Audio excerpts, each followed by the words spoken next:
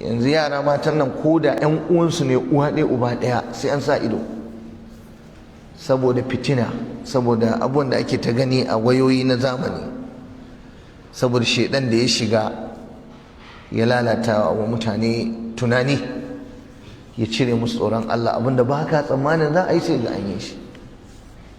An kawo mana kes ɗin da yaro ya yi wa ƙanwarsa ciki, ya za a yi da wannan magana? An kawo mana kes ɗin da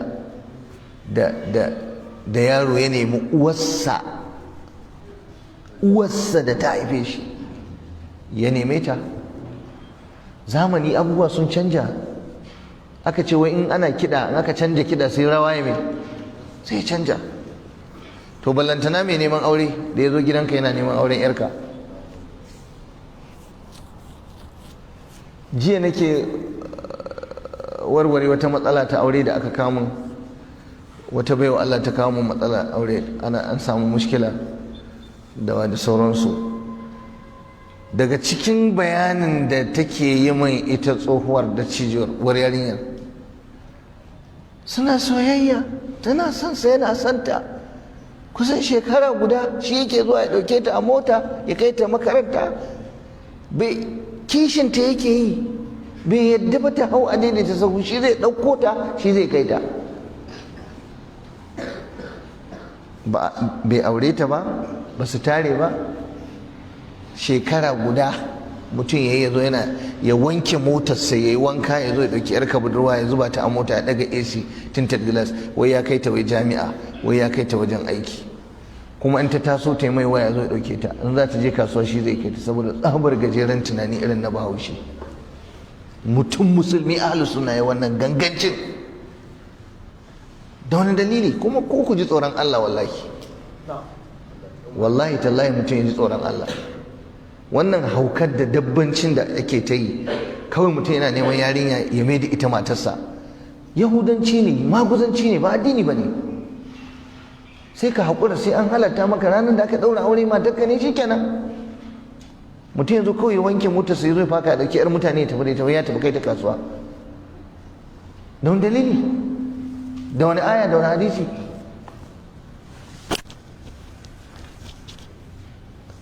Sai aka zo aka samu matsala a auren. Na ce to ba mamaki wannan abin da kuka yi wa Allah ne, kuka fusata shi ya jefa ku cikin bakin ciki, auren bai yi ba.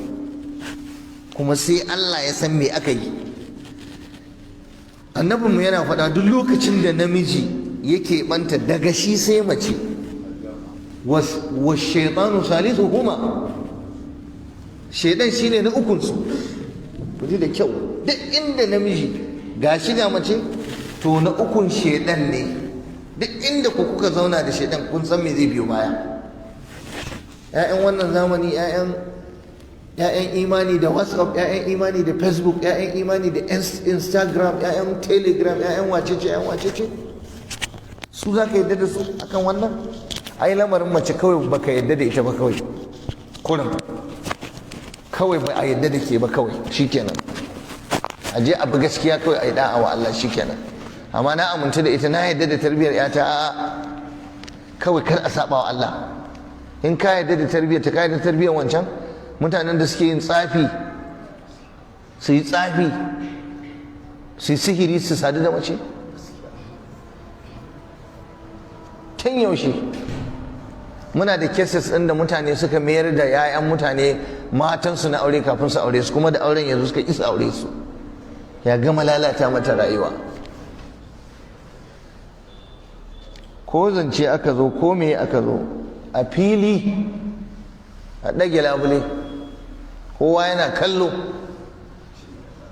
Kwarai kuwa, in ma ta kama sai an yi ɗin, in ba ta kama ba a haƙura, rashin yin sama shi ya fi alherin. Saboda fitina, abubuwa sun caccanja rapidly, zamani ya canja, fitina ta yawa.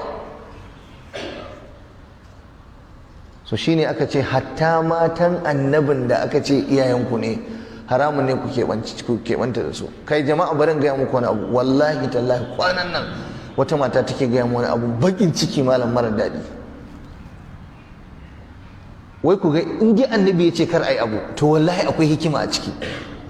Malam mace ce fa ta haihu, mace ce ta haihu, uwarta ta zo mata wanka.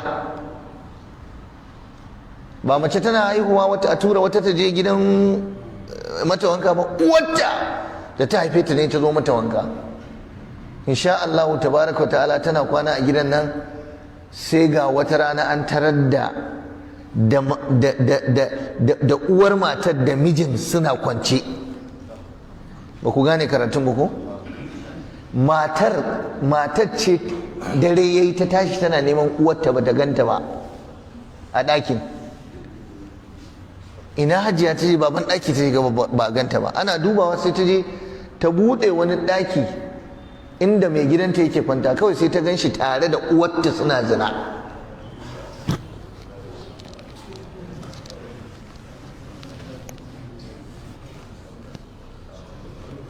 Uwar ta yadda ta yi zina da sirikinta, shi sirikin ya yadda ya yi zina da uwar matarsa.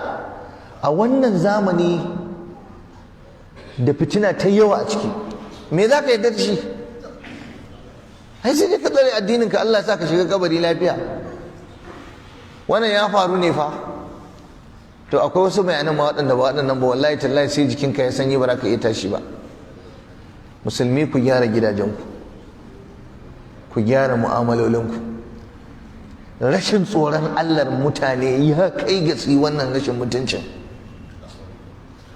Kuma ce ta kama ta fashe da kuka ta ce ita yau ta ce yanzu abin da kika yi min kenan Hajiya. Wata take cewa Hajiya abin da ke ba wai ko shakka ba fa, a tare ta gansu a suna haɗe, ta daga labule ta gansu. Saboda ai ya shammace ta, ba za ta taɓa tsammanin mijinta zai nemi uwarta ta haife ta ba, kuma ba za ta taɓa tsammanin uwarta za ta yadda mijinta ya keɓanta da ita ba.